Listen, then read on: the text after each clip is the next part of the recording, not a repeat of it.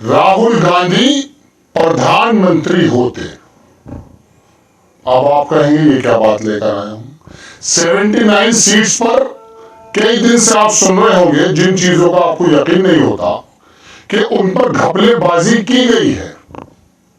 ये कौन बता रहा है? एक ग्रुप है पूर्व आईएएस का।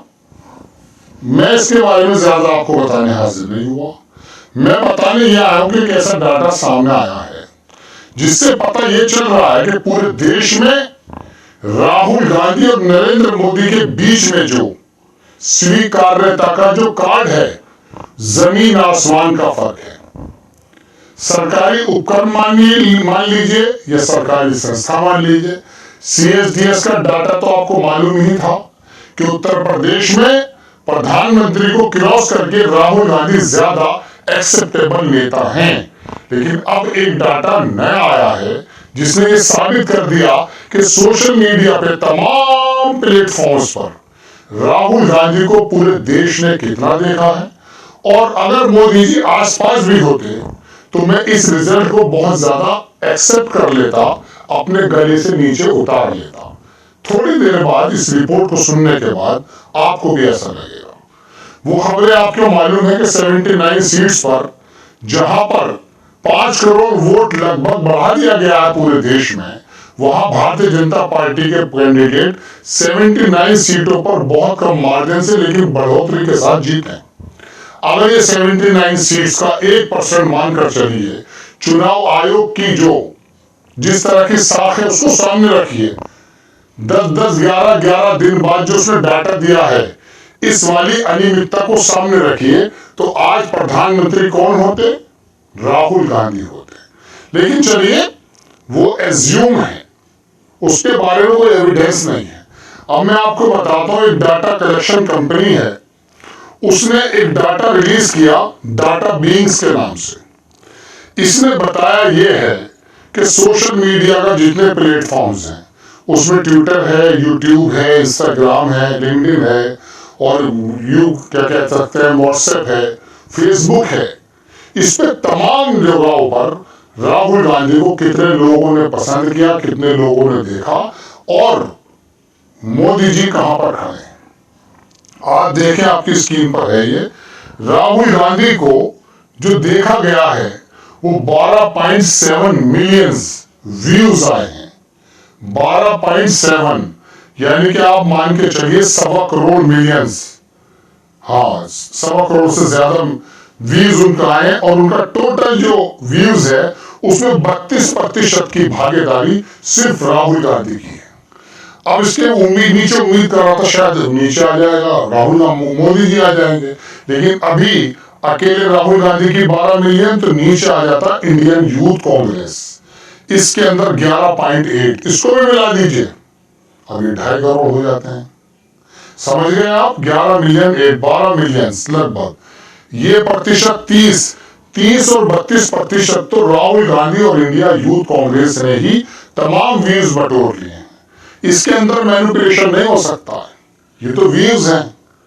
कहां ये तो कर सकते हैं कि कुछ लोगों को ज्यादा जो है, किसी का बयान चला दिया, किसी में ऑब्लिगेशन लगा दिया, कुछ कह दिया। अब आप इसके नीचे देखेंगे, उत्तर प्रदेश कांग्रेस फिर 4.5 पे आ जाती है, इंडियन नेशनल कांग्रेस 4.5 पे आ जाती है। अभी सिर्फ चारों जगह अब आप देखिए इनके परसेंटेज 12 और 11, 30 और 32, 62 और 12 और लगा देंगे अगर आप, तो 74 और 11 कितना हो गया जनाब?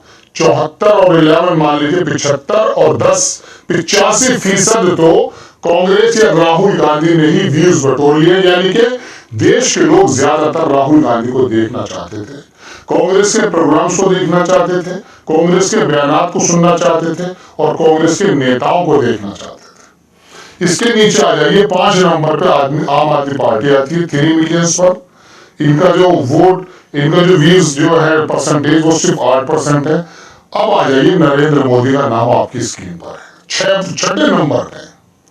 6ठे नंबर पर सिर्फ 1.1 मिलियन, सिर्फ 11 लाख लोगों ने इनको देखा है, और 3% इनकी भागीदारी आम आदमी पार्टी से भी इंतहाई कम।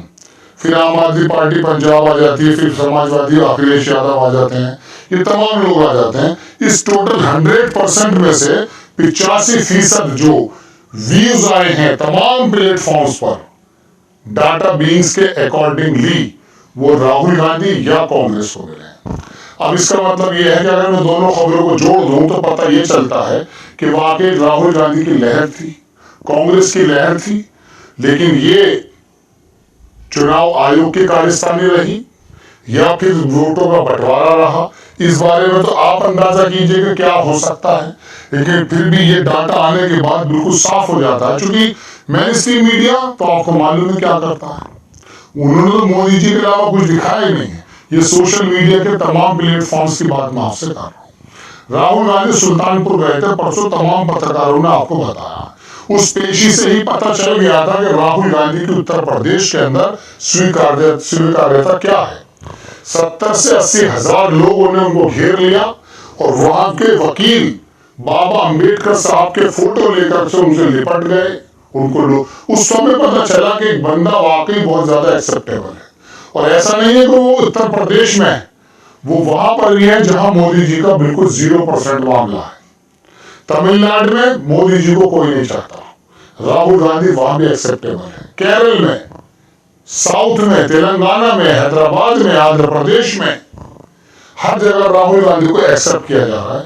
तो दोस्तों ये तमाम डाटा आने के बाद और CSDS का डाटा क्या आया था कि उत्तर प्रदेश में 32% तो सबसे ज्यादा मशहूर नेता नरेंद्र मोदी हैं और लगभग 36% के करीब राहुल गांधी, अखिलेश यादव नहीं आए। यानी कि केंद्र के अंदर अगर किसी नेता की लड़ाई थी तो राहुल गांधी और नरेंद्र मोदी की थी। लेकिन डिस्टेंस देखिए, ये तो गोदी मीडिया ने आपके और मेरे कानों पर, आंखों पर वो पर्दा चढ़ा दिया था कि हम अंदाजा ही नहीं कर पाए कि वाकई सुनामी थी कांग्रेस की।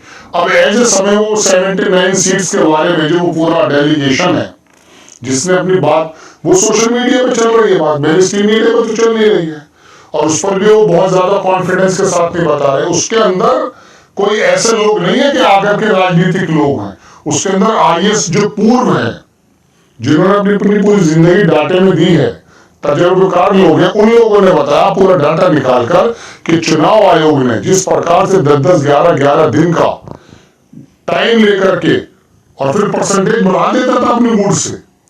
ये तमाम चीजें वाकई उस जमाने में, हालांकि जो राजनीतिक पार्टियां हैं उन्हें इस बात को लेकर भी अदालत में जाना चाहिए, चुनाव आयोग का ये जवाब नहीं दे रहा, उसके पास भी जाना चाहिए कि आखिरकार इन लोगों का जो ये तज्जिया है, इनका जो एनालिसिस है, वो आपके ऊपर शक की सूंद को और ज्यादा बढ़ा देता है। तो दोस्तों ये बात बिल्कुल साफ है कि अगर इस डाटा के मुताबिक देश के अंदर कोई स्वीकार्य नेता है तो राहुल गांधी है। और 79 सीट्स में जो बता रहे हैं कि अगर वो उसमें भी थोड़ा छोटा मोटा भी डिस्टेंस होता तो आज प्रधानमंत्री राहुल गांधी होते, ना कि प्रधानमंत्री नरेंद्र मोदी। तो दोस्तों बात यह कि मशीन के ऊपर तो बातें उठती हैं, लेकिन चूंकि मशीन के ऊपर आवाज उठाने वाले को मजाक बना दी जाती, चूंकि कोई एविडेंस हाथ नहीं लगा।